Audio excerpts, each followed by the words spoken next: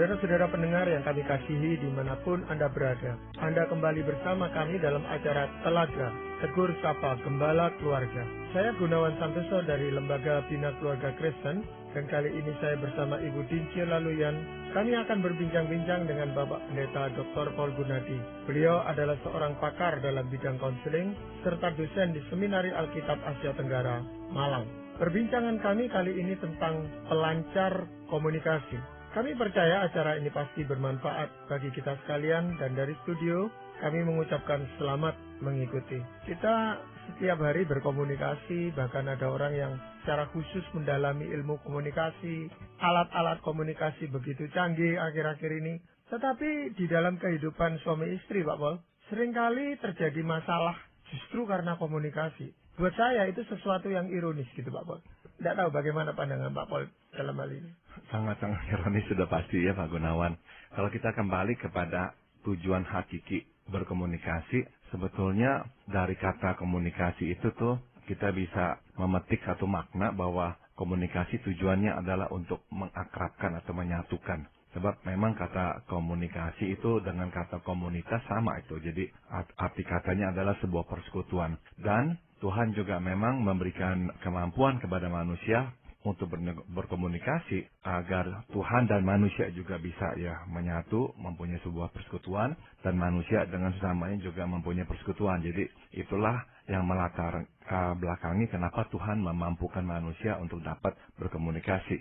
Namun sebagaimana tadi Pak Gunawan sudah katakan, ironisnya dalam pernikahan akhirnya tuh ya kita bukannya berkomunikasi, artinya bukan menjadi sebuah komunitas, sebuah kesatuan, tapi justru akhirnya gontok-gontokan dan malah saling menjauh. Ya, ada orang yang bahkan di luar, artinya kalau bukan berkomunikasi dengan pasangan, sangat ahli sekali, bahkan dikatakan ini seorang komunikator yang ulung gitu Pak Paul. Tetapi di rumah, ya seolah-olah kehilangan kata-kata, atau kalaupun berkata-kata itu menyakitkan pasangannya. Betul, jadi kalau kita memang ya mau menggunakan istilah-istilah semantik yang lebih akurat, orang yang mampu ya untuk berkata-kata, meyakinkan orang, kita sebutnya itu orator dah. Orang yang memang bisa menyampaikan suatu konsep pemikiran dan sebagainya. Tapi kalau kita mau katakan orang itu tuh bisa berkomunikasi, seharusnya yang kita maksud adalah orang itu tuh bisa merangkul ya, mendamaikan, sehingga relasinya dengan orang lain menjadi dekat gitu. Jadi ada beberapa yang kita mau soroti Pak Gunawan. Nah, jadi yang pertama adalah saya kira kita kurang mengenal kebutuhan mendasar ya dari baik itu pria maupun wanita. Jadi ini ya yang saya ingin sampaikan, bahwa sebetulnya tuh kendati banyak topik dalam hal-hal yang kita bicarakan di rumah, tapi sesungguhnya tema yang umumnya melahirkan topik pembicaraan dalam pernikahan hanyalah dua. Satu berkaitan dengan suami dan satunya lagi berkaitan dengan istri. Nah, apa itu? Pada dasarnya tema yang berhubungan dengan suami adalah ketertiban. Sedangkan tema yang berkenaan dengan istri adalah kepastian. Nah, coba saya jelaskan ya. Suami itu tuh biasanya menginginkan agar segalanya berjalan dengan tertib, alias tertata, dapat dikendalikan. Nah, suami itu umumnya nggak nyaman dengan perubahan yang mendadak. Ya, jadi segala sesuatu tuh yang nggak bisa dikendalikan, yang nggak termaktub dalam nalas, nah itu sesuatu yang nggak bisa diterima oleh pria atau suami dengan baik. Nah, itu sebabnya kebanyakan pria tuh mempunyai kebutuhan untuk mengontrol, ya, baik itu orang maupun kondisi. Ya, dia mau semuanya dalam kendali. Sebab dalam kondisi inilah dia baru bisa dapat hidup dengan lega ya, tertib semuanya. Nah, artinya bila dia tidak mendapatkan ketertiban itu tuh, akhirnya dia mudah terjebak ke dalam perilaku dominan atau bahkan bisa kasar, ya, memasukkan kehendak. Jadi kenapa dia dia bisa dominan dan kasar? Karena memang dia berusaha tuh mengendalikan supaya semuanya berjalan dengan teratur, dengan tertib lagi, dan dia nggak nyaman kalau nanti ada hal-hal yang terjadi di luar kendalinya. Tapi ada juga laki-laki yang tidak tertib. Jadi yang saya maksud adalah di dalam dirinya dia tuh, dia mau tuh justru tuh tenang, tentram, nggak mau kacau. Mungkin dengan dia itu tuh menolak tanggung jawabnya, dia tuh sedang mencoba membuat dirinya tentram. Sebab kalau dia ikut campur, dia itu ngomong dengan istrinya, dia tegur anaknya, dia pusing. Dia merasa dia nggak bisa hadapi. Nah, jadi daripada dia pusing, dia nggak bisa hadapi, menjadi lepas kendali semuanya. Udah dah, dia mendingan nggak mau tahu. Jadi ada memang suami yang seperti itu, Ibu Dinja ya. Jadi ya seolah-olah ya dia itu nggak tertib, tapi sebetulnya tuh dia tertib dalam pengertian dia membuat dirinya tenang, nggak pusing, nggak tersangkut dalam urusan-urusan keluarga. Karena buat dia tuh urusan-urusan keluarga dia nggak begitu bisa mengendalikan. Jadi udah dah, dia mendingan nggak mau tahu begitu. Tapi untuk bisa semuanya itu berjalan dengan tertib atau di bawah kendali dia, kan dia harus mengomunikasikan apa sebenarnya yang dia inginkan. Nah, ada yang memang mengkomunikasikannya dengan baik, ada yang nggak baik ya Pak Gunawan. Jadi yang baik akhirnya bisa membuat si istri itu mengerti ya, dan istrinya bisa lebih juga yang nauin lah suaminya. Tapi ada yang juga mungkin ya udah coba ngomong, istrinya nggak bisa terima atau nggak ngerti. Nah, pria tuh biasanya ya dua lah reaksinya. Pertama, ya dia dominan, dia marah, dia kuasai, dia paksa, dia bentak lah, dia apalah, main kasar lah, supaya semuanya berjalan lagi sesuai dengan keinginan dia, tertib kembali, jangan sampai kacau. Atau yang tadi Ibu Dinja katakan, menarik dirinya, sebodoh amat, dia nggak mau tahu, dia nggak mau ikut campur, dia lepas tangan. Nah itu biasanya reaksi pria yang sebetulnya tuh merasa nggak bisa lagi mengendalikan situasi dalam kehidupannya. Nah kalau di pihak istri bagaimana Pak? Nah kalau istri, nah lain lagi ya, istri itu tuh menginginkan kepastian. Maksudnya apa? Keinginan ini sebetulnya lahir dari kebutuhan akan rasa aman. Pada umumnya, istri akan meminta suami untuk menciptakan kepastian agar dia tetap merasa aman. Jadi istri itu tuh kadang-kadang memang ya mengeluh, ya menuntut. Kenapa tuh? Sebab dia meminta atau dia mengharapkan suaminya tuh bisa ya membuat sebuah situasi yang pasti sehingga dia nggak usah lagi harus cemas dan bertanya-tanya. Tidak heran dalam kebanyakan kasus makanya tuh istri ya jauh lebih sering cemas dibandingkan dengan suami.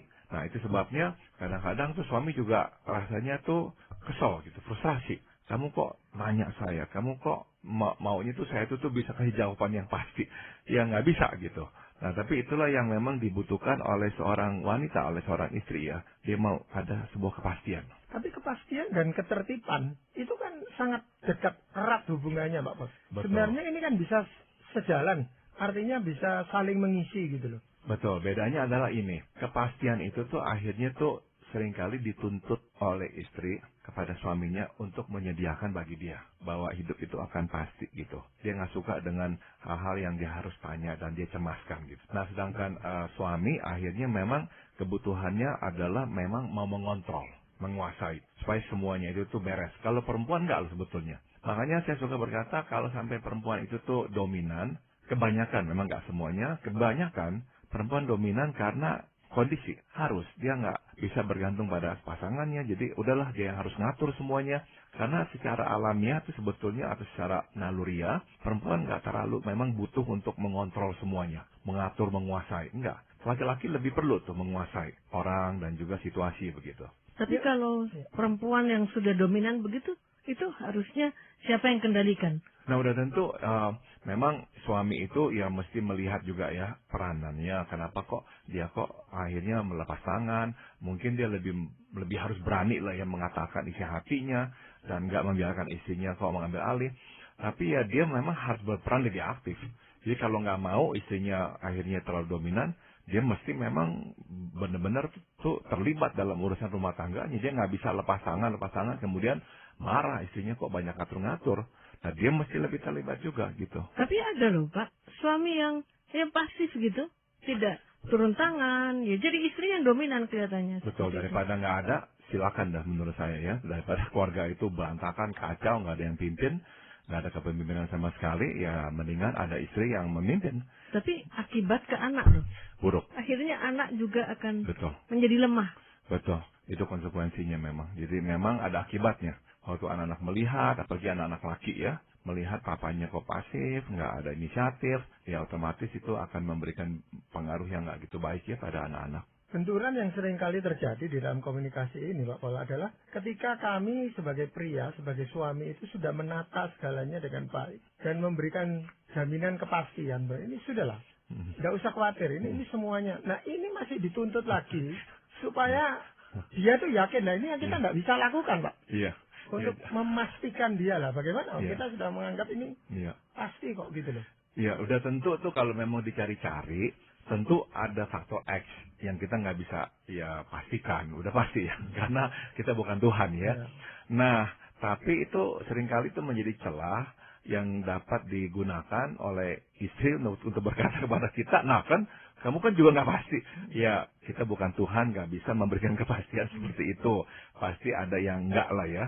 Namun ya kadang-kadang istri nggak mau mengerti ya. Jadi akhirnya terjadilah konflik di sini. Ya, konflik itu terjadi karena suami ini merasa dituntut gitu terus. Ya. Dituntut terus. Nah, sehingga Ya. komunikasi ini menjadi tidak lancar gitu Pak Man. Ya, jadi misalnya nih ya, ya istri itu tuh akhirnya terus meminta suami untuk memastikan dan akhirnya suaminya merasa terdesak. Umumnya lama-lama tuh ya tadi yang saya sudah singgung, suami akhirnya menjauh, masa bodoh, nggak mau tahu lagi, atau dia akhirnya bereaksi agresif, dia kasar, dia marah gitu, dan dia coba kontrol istrinya supaya jangan sampai memberikan dia ya ketegangan tambahan lah gitu ya. Jadi berlatar belakang perbedaan ini nih sebetulnya kita bisa katakan nih Pak Gunawan dan Ibu Dince bahwa sebenarnya percakapan antara suami dan istri merupakan cetusan dari kebutuhan akan ketertiban dan kepastian ini. Jadi sekali lagi ya, meskipun banyak hal yang dibicarakan, tapi seringkali akar-akarnya adalah dua ini. Suami mau ketertiban, istri mau kepastian. Misalnya suatu istri mengeluh bahwa suami pulang malam, sesungguhnya tuh dalam hatinya si istri, ya hanya ingin kepastian bahwa suami tetap sayang dan mengutamakan keluarga. Nah cuman seringkali tuh yang keluar dari mulut si istri bukanlah itu. Saya itu sayang kepada kamu, saya ingin kamu mengutamakan keluarga. Tapi yang keluar dari mulut istri adalah keluhan. Kamu kok pulangnya malam, kamu kok nggak pikirin anak lah, istri lah. Wah, ini dimarah-marahin begitu. Padahalnya di dalamnya hati si istri, dia hanya ada kepastiannya bahwa suaminya itu tuh tetap menyayanginya dan mengutamakan keluarganya. Atau kalau kita lihat contoh dari suami, misalnya suami itu menuntut istri untuk mempercayakan urusan bisnis kepadanya. Dia mau perlebar bisnisnya atau apa gitu misalnya. Sesungguhnya dia ingin ketertiban. Ya, dia nggak ingin tuh terganggu dan dia maunya tuh berkonsentrasi penuh pada urusan bisnisnya. Nah itu sebabnya tatkala istri terus mencampur keputusannya lah, tanya-tanya lah, meragukan lah apa, dia besar kemungkinan akan marah dah. Karena dia merasa istri ini nggak tertib, dia bikin kacau dia tuh. Jadi akhirnya reaksinya bisa kasar atau marah, begitu. Seperti tadi yang suami pulang malam, itu sebenarnya kalau saja si suami itu mau memberitahukan kepada istrinya bahwa dia pulang terlambat atau apa, itu sudah cukup menenangkan si istri itu, Bapak. Betul, karena sekali lagi yang dibutuhkan kepastian. Makanya waktu dia belum pulang, dia telepon dulu, dia katakan, saya akan pulang malam. Jadi waktu suaminya itu udah berkata saya akan pulang malam, jam berapa, istrinya tahu, oke, saya pasti. Dia tenang dah. Waktu misalkan terjadi keributan atau apa, istri berkata, oke dah, karena saya itu tuh nggak ngerti, oke lah, saya akan dengarkan kamu dah. Saya nggak akan lagi tuh ya gugat-gugat kamu. Suami tenang. Karena dia merasa istrinya tuh tertib, dia bisa atur gitu. Jadi sekali lagi banyak konflik berakar dari dua tema ini nih. Satu ingin tertib, yang satunya ingin pasti. Iya, juga ketika istri itu mau ikut campur di dalam bisnis suaminya, itu bisa mempermalukan suami kalau itu di hadapan teman-teman suaminya. Seolah-olah si suami ini kehilangan wibawanya gitu. Betul. Sampai harus istrinya yang ngurusi bisnisnya. Betul. Jadi di dalam perasaan hilang wibawa itu sebetulnya itu ada satu perasaan lagi Pak Gunawan, yaitu dia malu karena dia itu berpikir orang menganggap dia nggak bisa menertibkan istrinya. Jadi sekali lagi ada unsur tertibnya tuh. Ya, dia merasa dia sebagai pria harus dapat menertibkan, artinya mengendalikan. Jangan sampai tuh berjalan sendiri nggak ada aturannya. Nah waktu dia kok dipermalukan, istrinya kok ngomong beginilah, campurin urusannya lah. Nah buat dia tuh sepertinya tuh dia dilihat oleh orang tuh seorang suami yang lemah yang nggak bisa menertibkan istrinya. Jadi sebenarnya ada betulnya juga ketika firman Tuhan itu mengatakan bahwa istri itu tidak boleh bicara di depan umum. Waktu itu ya. Iya. Tapi memang kalau berlebihan itu akan membuat si suami itu ya mau tidak mau juga merasa tersinggung. Ya, yang Paulus sebetulnya katakan di situ adalah ya Paulus ingin tuh ibadah tertib. Jadi rupanya tuh saat itu ya ada ya istri-istri yang mulai tuh mau untuk dalam ibadah, dalam persekutuan ikut-ikutan tuh memberikan pendapat lah, suara lah, akhirnya jadinya agak kacau. dan mungkin itu dibawa ke rumah juga akhirnya. Jadi Paulus berkata, enggak, jangan ya, kalau kita mau beribadah, mohon tertib lah. Jangan akhirnya tuh yang satu ke sana, mau ngomong sini ke sana lah, udah tertib begitu. Jadi sekali lagi memang ya, tema tertib itu sangat kuat terlihat di situ. Ya, jadi bagaimana Pak Paul ini? Jadi kalau kita memang sadar ya bahwa yang dibutuhkan istri adalah kepastian, yang dapat menciptakan rasa aman. Nah, sedapatnya kita sebagai suami berikan. Misalnya ya, kita menggunakan kata-kata yang menyejukkan hati, kita bisa juga menyajikan keterangan atau informasi yang membuat istri tenang. Nah, jadi sering-seringlah suami yang mengatakan hal seperti itu. Jangan khawatir, ini semua akan beres. Nah, kamu pokoknya yang penting percaya. Nah, sering-sering tuh ngomong. Sebaliknya, dari pihak istri ya, istri sebaiknya tuh memberi kesempatan kepada suami untuk berpikir tenang dan memutuskan persoalan. Ya jangan belum apa-apa udah mau ikut lah, ngomong lah, apalah. Beri kesempatan dah kepada suami untuk berpikir, kemudian memutuskan satu masalah. Beri bantuan kalau memang dibutuhkan, namun sedapatnya ya berikan ruang lah yang cukup kepada suami agar dia tidak terganggu. Nah udah tentu, satu ini pentingnya, usahakan untuk tidak membantahnya secara langsung dan secara segera. Jangan. Biarkan suami bicara, jelaskan apa yang dia ingin lakukan. Jangan dibantah secara langsung dan segera. Sebaliknya ya dengan tenang dan sabar, ya justru ajaklah suami untuk melihat masalah ya dari sudut pandang yang berbeda. Sehingga si suami itu nggak merasa bahwa istrinya tuh langsung bangkit, menyerang dia, nggak setuju atau apa. Nah reaksi suami biasanya ya tadi dua itu yang saya sudah sebut.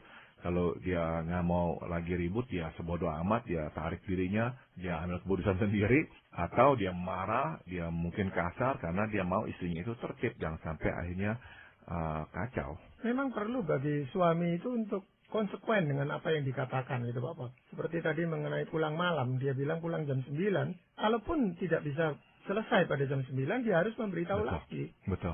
Karena kalau si istri ini berkali-kali merasa dibohongi, walaupun Betul. itu dengan tidak sengaja, Betul. lalu rasa percaya itu hilang gitu Pak. Betul. Yang bisa juga kita gunakan rasa kepastian itu berkurang. Iya. Betul. Soalnya waktu suami berkata jam berapa dia pulang, dia nggak pulang, dan ini berulang kali terjadi. Lain kali suaminya bilang saya pulang jam berapa, jam 9 misalnya, istri udah nggak ada kepastian itu. Dia akan nanti telepon lagi. Benar nggak kamu pulang jam 9? Suaminya marah.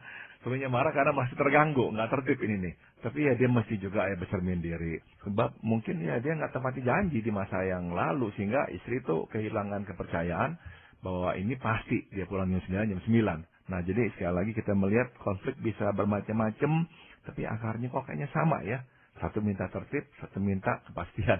Pak Paul, selain ada kebutuhan itu yang perlu kita pelajari Pak Paul ya, kita bahas sudah. Ada hal lain lagi apa Pak Paul yang penting di dalam komunikasi ini? Kita juga menyadari adanya ketakutan dalam berkomunikasi, Pak Gunawan dan Ibu Dinca. Setidaknya ada dua hal yang menciptakan rasa takut dalam berkomunikasi. Yang pertama adalah takut tidak dimengerti. Ya, banyak kali kita tidak berkomunikasi karena kita takut bahwa pasangan tidak akan mengerti apa yang disampaikan. Nah, jadi daripada mengatakannya dan tidak dimengerti, akhirnya kita memutuskan untuk tidak mengatakan apa-apa. Jadi itu sebabnya ya kita mesti mempersiapkan pasangan sebaik-baiknya agar dapat mengerti apa yang ingin kita sampaikan. Misalnya, kita harus memperhatikan penggunaan kata yang tepat, sebab kata yang tidak tepat dapat mengaburkan makna atau bahkan memancing reaksi keliru. Nah, kita pun harus memperhatikan kadar emosi, sebab kadar emosi yang berlebihan dapat membuat pasangan mundur ya, teratur sebelum sempat mendengarkan perkataan kita. Jadi sekali lagi ya kita mesti sadari memang kita ini takut nggak dimengerti. Maka kalau pasangan ngomong sama kita, terus kita itu nggak kasih reaksi yang pas, hingga dia merasa kok dia nggak dimengerti. Nah akhirnya dia malas ngomong sama kita. Akhirnya relasi kita makin juga menjauh. Tapi ada juga yang memang tidak bisa menyampaikan kata-kata sehingga dia tidak bicara. Ada ya, memang nggak semua orang tuh fasih lidah, Bu Dinja. Ada yang memang sulit ya untuk mengutarakan perasaannya lewat perkataan. Kalau itulah kondisinya, beritahukan kepada pasangannya bahwa saya sulit itu untuk mengutarakan perasaan saya. Nah kalau begitu silakan tuliskan. Nah, ada yang bisa berkata juga, ya saya juga sulit tuliskan dengan kata-kata semuanya. Oke, kalau gitu ya tulis aja lah 1-2 kata saya merasa apa, saya mau apa. Udah dua aja. Saya rasa apa, saya mau apa. Udah gitu. Dan kasihkan kepada pasangannya supaya dibaca. Nah nanti mungkin pasangannya yang menolong dah dengan cara bertanya sehingga dapat memancing reaksi atau isi hatinya. Begitu ya. Jadi yang penting memang ada tetap komunikasi meskipun nggak bisa terlalu lancar. Memang ketakutan itu muncul baik dari pihak suami maupun istri ketika dia berkomunikasi dan ditanggapi keliru gitu Pak Pol. Iya, itu sering kali menjadi masalah ya karena kita tahu kalau ditanggapi keliru berarti ada problem lain yang kita harus pecahkan. Jadi mungkin saja kita ada satu problem yang belum selesai, terus ditanggapi keliru berarti itu masalah baru muncul. Dan nanti juga kita akan harus repot-repot menyelesaikannya pula. Jadi ya memang sebaiknya lah kita pikirkan pasangan kita seperti apa sih ya. Cara pikirnya, pengertiannya, dan cobalah gunakan kata-kata atau gunakanlah timing yang tepat sehingga akhirnya tuh dia bisa mengerti apa tuh yang kita ingin sampaikan kepada dia. Nah, bagi suami itu kesulitannya kadang-kadang adalah menghadapi istri karena kita tidak tahu suasana hatinya gitu Pak. Di saat yang lain kita bicara begitu tidak apa-apa. Tetapi pada saat yang tertentu jadi apa-apa. Saya lama-lama kan bingung gitu Pak. Karena suka berubah-berubah gitu. Suasana hati itu. Iya. Ibu Dincia gimana? Rasanya memang begitu ya? Memang kadang-kadang wanita itu bisa berubah suasana hatinya. Pada saat dia rasa tidak enak, omongan suaminya yang benar itu jadi tidak benar. Iya. Jadi sebenarnya harus ada penyelesaian masalah sebelumnya sehingga itu tidak dibawa. Betul. Terus menerus gitu. Iya. Jadi gini dah, kalau kita memang tahu ya istri kita ini bisa berubah atau apa, kita memang masih pinter-pinter membaca apanya tuh. Misalnya wajahnya, gerak-gerik tubuhnya, nada suaranya. Jadi dari situ kita bisa sedikit banyak tuh membaca lah kira-kira perasaannya seperti apa. Jadi kita bisa sesuaikan kapan kita ngomongnya, dengan cara apa kita ngomongnya. Atau misalnya memang keliru, kita katakan saja kepada dia, mohon jangan marah ya sebab kita pernah bicarakan hal ini sebelumnya dan kamu nggak apa-apa. Jadi makanya saya munculkan lagi sekarang, sebab saya pikir nggak apa-apa juga. Nah, jadi jangan kamu marah sekarang, sebab ya dulu nggak apa-apa hal ini nih. Sehingga dia diingatkan bahwa dia pernah memberikan reaksi seperti itu juga. Ya, selain ketakutan untuk tidak dimengerti Pak Pol, apakah ada ketakutan yang lain? Yang kedua adalah rasa takut tidak dihiraukan Pak Gunawan. Nah ini lain lagi dengan tidak dimengerti ya. Kalau dimengerti itu tidak dimengerti ya didengarkan tapi salah. Tapi ini nih nggak dihiraukan sama sekali. Nah, kalau kita bicara serius, namun pasangan tidak memperhatikan kita, atau matanya nggak tertuju kepada kita, atau reaksinya sepotong-sepotong, ya kita merasa nggak dihiraukan. Akhirnya kita merasa percuma dah mengungkapkan isi hati kepadanya. Akhirnya kita malas komunikasi dengan dia. Jadi kita masih sadar begini ya. Waktu pasangan itu ingin berkomunikasi dengan kita, terutama hal-hal yang pribadi, itu nggak gampang. Maka kita mesti memberikan tanggapan yang sepadan ya. Lihatlah ya, jangan sampai kita nggak memandangnya, perhatikan kata-katanya, berikan tanggapan yang menggembirakan. Nah, barulah komunikasi bisa jalan kembali ya. Kalau kita semaunya, nggak memperhatikan dia, akhirnya lama-lama komunikasi makin surut, dan akhirnya nggak ada lagi komunikasi. Jadi berikanlah usaha terbaik ya untuk menghiraukan pasangan suatu dia sedang bercakap-cakap dengan kita. Sebenarnya bukan tidak menghiraukan Pak Pol, tapi saat itu belum waktunya atau kita tidak merasa sedang punya gairah untuk menanggapi hal itu. Jadi kita mau tunda. Nah ini bagaimana memberitahukannya? Kalau kita memang lagi nggak siap ya, daripada kita diamkan atau nggak menghiraukannya, mendingan kita katakan apa adanya. Bahwa kita lagi nggak siap untuk membicarakan hal ini dan janjikan kapan kita akan siap. Jadi jangan memeti eskan. Dan ini nih yang tadi kita udah bahas ya, membuat istri merasa nggak ada kepastian ini. Dia perlu kepastian. Kapan mau dibicarakannya? Kalau nggak hari ini, jadinya kapan? Nah, jadi suami mesti berkata, oke, kita bicarakan besok ya. Saya akan pikirkan dulu hal ini. Nah, waktu istri tahu besok, dan kita tepati janjinya besok, udah dia tenang. Dan dia akan tunggu. Yang membuat kadang-kadang istri itu tuh nggak mau tunggu adalah karena kita janji, terus kita nggak tepati. Sehingga hilanglah kepastian itu. Nah, memang biasanya kadang-kadang kalau kita sibuk atau kita kelelahan dan harus mendengarkan laporan-laporan seperti itu dan minta tanggapan. Kalau hanya suruh mendengarkan masih mending Pak, tapi memberikan tanggapan ini kan sulit gitu Pak. Betul. Jadi ya kita yakinkan dia bahwa ini nggak terjadi setiap hari ya. Kan kebanyakannya kita tanggapi, tapi ada momen-momen kita memang nggak bisa tanggapi, ya kita katakan apa adanya. Tolong bisa nggak, hari ini saya lagi capek sekali, saya nggak bisa nih tanggapi. Tapi besok ya saya tanggapi. Jadi apa yang kamu katakan saya akan pikirkan, besok saya coba tanggapi ya. Nah gitu aja dah mungkin. Biasanya istri kalau tahu besok akan dibahas, udah dia akan diam, dia akan tunggu saja. Padahal dia mau cerita itu sudah disimpan sejak berjam-jam sebelumnya, Bapak. Kalau disuruh nunda lagi, ini kan suatu Males. beban buat dia. Iya. Belum Malas tentu dia. dia besok mau cerita lagi. Iya. Atau ya kita katakan ya nggak usah tunggu sampai besok, tapi kita minta waktu sejam lagi dah. Sebab sekali lagi buat kita laki-laki tuh, kalau kita bisa atur, kita bisa rencanakan, hati kita bisa siapkan, kita lebih siap. Sehingga lebih tertib, lebih tenang. Jadi mungkin ya nggak bisa tunda 1 hari, minta 1 jam lagi dah. Bisa nggak sebentar lagi kita bicarakan ya? Kita lagi pikirkan ini atau itu gitu. Ya memang masalah komunikasi ini adalah suatu masalah yang sangat penting dan perlu kita terus kerjakan dengan baik. Karena baik tidaknya kita berkomunikasi justru lewat komunikasi ini. Tidak ada cara lain kita belajar komunikasi, Bapak ya. Betul. Bapak, kita akan lanjutkan perbincangan ini pada kesempatan yang akan datang. Mungkin Pak Paul akan sampaikan ayat firman Tuhan yang sesuai dengan ini, Pak Paul. Saya akan bacakan dari Efesus pasal 4 ayat 31 dan 32.